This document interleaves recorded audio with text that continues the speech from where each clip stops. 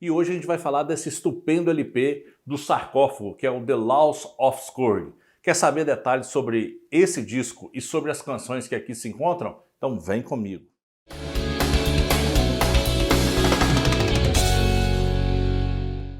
Tem muitas bandas que mesmo depois de terem acabado, elas continuam sendo cultuadas pelos fãs. E uma dessas bandas com certeza pode-se dizer que foi o Sarcófago. Os álbuns do Sarcófago, não só o The Laws of Scourge, mas toda a sua discografia pode ser que foi um marco para o metal extremo, principalmente brasileiro. A banda lançou trabalhos tão icônicos que se tornaram verdadeiros clássicos, mesmo antes e perduram até os dias atuais como verdadeiros clássicos eternos do metal extremo, principalmente brasileiro. A banda, que inicialmente surgiu em Minas Gerais, ela rompeu todas as barreiras, né, e levou o death e o black metal para vários locais do mundo. Já li, inclusive, em várias revistas especializadas e alguns livros que citam sempre o Sarcófago como uma das grandes influências, principalmente do death metal melódico. O surgimento inicial do Sarcófago parte, né, do pressuposto do fim ou de uma separação das primeiras formações da grande banda Sepultura, onde Wagner deixou a banda por ter conflitos musicais e de opiniões e saiu para compor o Sarcófago. Muitos falam que as sonoridades que o Sarcófago produziu eram uma resposta ao som do Sepultura, mas é importante lembrar que, na verdade, o Sarcófago já até existia, né? Vamos falar assim, o início, a incubação da banda já existia antes mesmo da entrada de Wagner. Geraldo Nelli era praticamente o cara que incubou o Sarcófago, e a chegada do Wagner foi fundamental para que a banda se consolidasse e transformasse o seu verdadeiro som e lançasse seus álbuns na sequência. Uma coisa muito interessante que eles queriam chocar é que ambos tinham alcunhas, que eram na verdade nomes, que eles complementavam o seu nome. Geraldo Minelli era conhecido praticamente como um Incubus, então chamado de Gerald Incubus. Já Wagner, quando entrou, acrescentou o Antichrist como sua alcunha, então era conhecido como Wagner Antichrist. Então a gente já vê como que a banda queria chocar exatamente já de ter uma espécie de sobrenome artístico, vamos dizer assim, e que o foco era chocar. Para entender a barra pesada, vamos entender na verdade por que,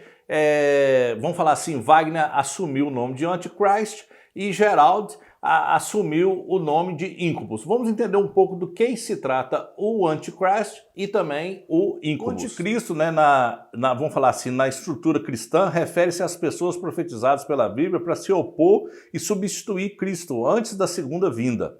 O termo anticristo, né, incluindo, vamos falar assim, a sua forma no plural, é encontrado 5 vezes no Novo Testamento, somente na primeira e nas segundas epístolas joaninas. O anticristo é anunciado como aquele que nega o pai e o filho. É importante observar que o cinema de horror, em filmes como, por exemplo, A Profecia e vários outros filmes, né, que a gente vai poder ver aqui na sequência, sempre trazem essa barra carregada do que representaria o anticristo. E também, de certa forma, o anticristo ele iria nascer na política, iria ser reconhecido como um messias, vamos falar assim.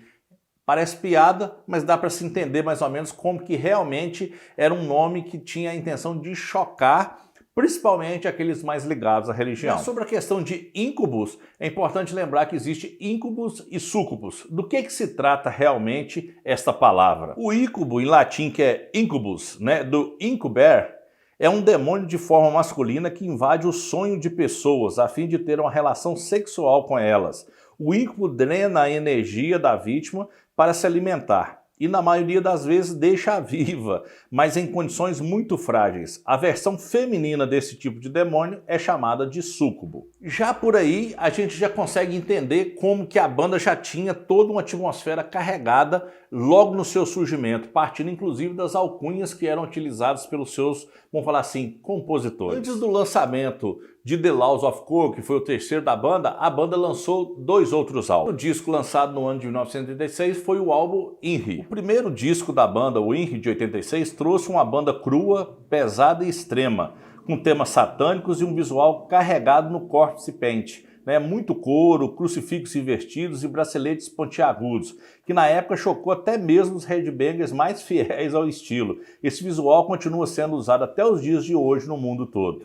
Inclusive, várias bandas do black metal norueguês citaram esse álbum como uma grande influência. Já o segundo álbum na sequência após Ir em 89 foi o álbum Rotin. O segundo álbum, Rotin, em 1989, foi uma continuação do trabalho feito anteriormente, né? A capa do segundo álbum do grupo, ou seja, do Rotin de 89, chegou a ser censurada, inclusive, nos Estados Unidos. Toda essa imagem combinava perfeitamente com um som pesado e extremo, algo que agradou uma grande parcela dos fãs de heavy metal, principalmente extremo, né? O som apresentado em Rotin é, de certa forma, uma continuação da que a banda havia feito em Ir. Mas para mim foi somente a partir desse terceiro álbum que a banda realmente se consolidou como uma das maiores, trazendo um death metal muito mais melódico, com pitadas de doom e até de thrash metal. Isso na minha humilde opinião. Em 91, que esse álbum foi lançado, apresenta realmente uma sonoridade muito mais polida e muito mais bem trabalhada, inclusive com a temática tendo algumas mudanças, não abordando tão de forma direta aquela ideia tão satânica dos dois primeiros álbuns. Esse disco também apresenta músicas, além de serem mais detalhadas, ela apresenta um pouco da presença do som de um teclado, mas não um teclado poser ou pop, algo realmente sinistro que encaixou e envolveu as músicas de forma muito profunda. Inclusive, esse teclado com os arranjos de guitarra deixou o som mais técnico e melódico, criando inclusive quase que uma categoria e distinguindo a banda de diversas outras que estavam fazendo death e black metal na época. Mas é importante lembrar que aqueles que gostavam dos primeiros álbuns até torceram um pouco o nariz porque acharam que a banda tinha, vamos falar assim, suavizado, e de certa forma, diante dos dois primeiros, parecia até que a banda tinha se tornado mais comercial. Longe desse disco ser nem perto de comercial, mas perto dos dois primeiros álbuns, realmente alguns fãs torceram o nariz e acharam até que a banda tinha ficado leve ao extremo. É importante lembrar que foi nesse disco eles abandonaram aqueles pseudônimos, ou seja, aqueles nomes de Antichrist e Incubus, já foi um primeiro detalhe. A banda também eliminou aquela ideia de corpse paint e aquela ideia de tarraxas ao extremo e tudo mais. Então realmente a banda houve uma mudança musical, mas houve inclusive de postura visual e atitude também. Apesar dos primeiros fãs mais radicais torcerem o nariz, isso permitiu com que o Sarcófago ampliasse um pouco a sua gama. Da mesma forma que ele perdeu fãs, ele conquistou uma nova legião de fãs mais satisfatória com essa sonoridade, que ainda era extremamente e é muito pesada, mas também mais melódica e trabalhada. Apesar da crítica de que a banda havia suavizado, foi justamente com esse álbum que a banda conseguiu se apresentar em diversos países, principalmente da América do Sul, e se apresentou inclusive na Europa. Ou seja, a banda tinha um som que teria condição de ser absorvido por um grupo maior, ou seja, por um fluxo maior de pessoas ligadas ao metal. E este álbum, além de mostrar um som mesmo pesado, ele reduziu um pouco aquela pancadaria que os dois primeiros álbuns traziam. O álbum, para mim, de certa forma, traz um lirismo de forma muito mais madura, além de apresentar realmente um crescimento muito técnico importante. Por mais que os fãs torçam o nariz, sem dúvida nenhuma, é um álbum excepcional. A formação que gravou o álbum era composta por Wagner Lamonier, né, nos vocais e guitarras, Fábio Jask nas outras guitarras, Geraldo Minelli, que era da sua origem, vamos falar assim, tocava o baixo, e Lúcio Over na bateria. As letras estarem mais suaves, mesmo assim elas são bem antirreligiosas. Mas mesmo assim, ele deixa um pouco aquela ideia satanista de lado e vai tratar de temas mais polêmicos, mas que tem a ver sobre, de certa forma, até o questionamento mais da religião. Não no aspecto espiritual em si, mas sim no aspecto do que a gente sofre na Terra. É um álbum muito mais pé no chão, com bastante críticas sociais. Wagner, em entrevista, simplesmente citou o seguinte comentário: no início, por influência de Venom e Hellhammer, tínhamos nossos 16 anos e achávamos isso legal. Depois fomos amadurecendo as ideias, tentando passar um lance mais real e não uma fantasia de adolescente. Mas ainda mantemos, nossa postura anti-religião. Naquela época tentávamos passar isso, mas não sabíamos como fazê-lo, por isso apelávamos para o satanismo. Somos agnósticos e totalmente contra qualquer tipo de religião. Uma das letras mais impressionantes que já dá para sentir essa mudança na banda é da canção Midnight Queen. A música fala de uma criança do interior que vai para a cidade grande com a esperança de melhorar de vida e devido às condições acaba se tornando uma espécie de prostituta. A letra dessa música lembra muito o conto do livro e do filme Christiane F. Para quem não conhece, são duas grandes pérolas também da cultura para poder entender melhor essa canção. O livro e o filme sobre Christiane F. retrata a respeito de um adolescente viciado em drogas e que tem na prostituição a última opção para a sua sobrevivência. Me lembro até hoje de ouvir esse álbum e ia abrir com a faixa título The Law of Scourge e eu me assustar. Vale ressaltar também as canções Prelude to a Suicide,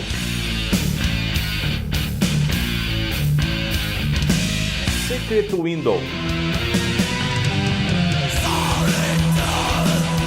A canção Screech from the Silence é outra magnífica e também conseguiu colocar uma coisa muito diferente, um clipe na MTV que foi muito badalado e rodado na época, principalmente no programa Fúria Metal.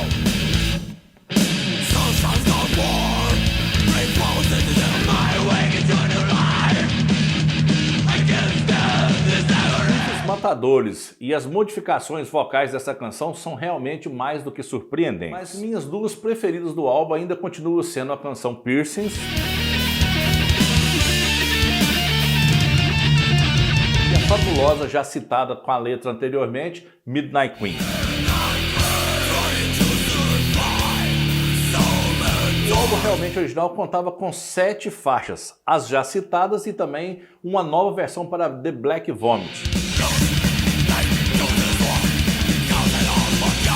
Lembrando que a canção The Black Vomit já havia sido gravada na coletânea Warfare Noise 1, né? Mas a versão dessa música está presente em The Laws of Scourge também é um dos grandes destaques. A banda lançou o EP Crush, Kill, Destroy, com 3 canções complementares logo após esse álbum. Este EP apresentou as canções Midnight Queen e Secrets of Window e apresentou 2 faixas inéditas, a Little Julie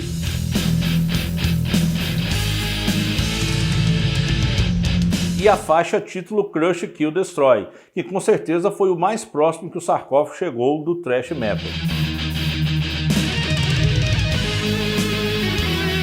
Esse EP se tornou uma raridade, mas o bacana é que as novas versões em LP já incluíram essas canções adicionais, ou seja, você já consegue ter as canções tanto do EP quanto do álbum original nesta nova versão em LP. Na versão também em CD, ela também apresenta essas versões, então a gente consegue ter um álbum de forma completa, então é bem interessante. Tem gente que valoriza demais ao extremo do original, claro que tem todo a sua magia, mas essas versões que foram atuais é bem interessante porque ela por incorporar inclusive as canções que estão no EP. A versão que eu possuo de LP é essa versão mais recente que tem aqui, muito bacana porque ela apresenta esse encarte, né, onde traz as letras das canções. E o álbum tem uma peculiaridade muito bacana. O álbum é todo, vamos falar assim, de cor vermelho. Então tem toda essa magia. E traz também um selo bem diferenciado. Então eu acredito que, tipo assim, essas versões atuais, elas vieram muito bem para preencher essa lacuna. The Laws of Scourge, sem dúvida nenhuma, é um álbum que merece estar na prateleira de todos os verdadeiros fãs de metal. E mesmo que você tenha um pouco de receio do metal extremo, com certeza, além de valorizar uma música que é não só brasileira, mas também de origem, vamos falar assim, mineira, o que é muito bacana. Logo após esse álbum, todo mundo esperava uma grande continuidade, mas a banda lançou um álbum em 1994 chamado Hate, com uso de bateria eletrônica e decepcionou vários fãs, tanto do início quanto daquela nova geração que estava curtindo o The Laws of Scourge. É importante lembrar que eles demitiram os demais músicos e ficaram apenas Wagner e Gerald para continuar a banda. E eles falam que o motivo da bateria eletrônica foi porque eles queriam uma batida tão rápida que seria impossível uma pessoa humana realizar. Vai se entender. Quem programou essa bateria eletrônica foi Eugênio, conhecido também como Dead Zone, que auxiliou para que eles pudessem produzir essa sonoridade. Já em 1995, a Cogumelo lançou a coletânea Decade of Decay. Essa coletânea apresentava diversas músicas de todas as fases do Sarcófago. A ideia da Cogumelo, na verdade, com o lançamento dessa coletânea, foi tentar manter o nome da banda em evidência e na mídia, já que a banda tinha lançado uma linha no início, tinha ido para The Laws of Scourge e depois havia modificado novamente. Nesse período é importante lembrar que o Sarcófago odiava aparecer na imprensa e ele não permitia fotos nem concedia entrevistas, nem mesmo para revistas especializadas na época como a Rock Brigade. Em 1997 a banda lança seu quarto e último disco, né, que se trata The Worst. Além de ter uma sonoridade bem death metal e heavy metal, ela tem também uma espécie de groove metal. Já no ano de 2000, a banda lança o EP Crust, que foi até o momento o último lançamento oficial da banda. Esse EP saiu como um bônus no relançamento em CD do álbum The Worst. É difícil indicar esse álbum para todas as pessoas, mas sem dúvida, se você já ouviu, com certeza você deve ter se assustado e muito. E se você ainda não ouviu, vale a pena dar uma checada neste grande álbum. É importante observar que talvez ele não é indicado para todas as pessoas, mas até hoje eu me pergunto por que o Sarcófago, principalmente olhando o trabalho deste álbum, não atingiu o foco dos grandes. Tem um grande respeito na underground, mas tem esse grande reconhecimento, mas faltou ser uma banda tão grande como, por exemplo, alcançar horizontes como Sepultura alcançou na época. Eu acredito que realmente isso aconteceu com diversas bandas, como eu questiono também que, por exemplo, bandas como Uriah Heep mereciam tanto ter a fama como um Led Zeppelin, um Deep Purple e um Black Sabbath, e no entanto não possuem. São grandes, são reconhecidas, mas não possuem aquele patamar. Eu acredito que aconteceu a mesma coisa, é um fato simplesmente infeliz de época, e o Sarcófago ficou dentro dessa condição. E é por isso que o Sarcófago precisa ser continuado a ser lembrado por diversos motivos, que sem dúvida nenhuma é um grande som, um álbum fundamental e um álbum imortalizado, sem dúvida nenhuma um dos álbuns obrigatórios para quem gosta de heavy metal de uma forma geral, não só para quem é fã de black e death metal. Nos dias de hoje eu posso afirmar que o Sarcófago já possui seu espaço privilegiado do metal extremo, representando muito bem não só o metal nacional, como principalmente o metal mineiro. E aí fica a dica, não deixe de curtir esse som, esse álbum realmente é mais do que impressionante. Fala galera, a gente em breve trará novos vídeos, meu nome é Ideraldo Maia, e se você ainda não curtiu o canal, não deixe de se inscrever para que o YouTube possa recomendar os nossos vídeos para você. Não deixe de dar like e comentar o que você pensa. Você concorda que o The Law of Scourge é o melhor álbum do Sarcófago? O que você pensa sobre esse álbum? Você acha que o Sarcófago foi injustiçado, merecia um espaço maior? Não deixe de colocar a sua opinião aqui. E em breve a gente volta para novos vídeos.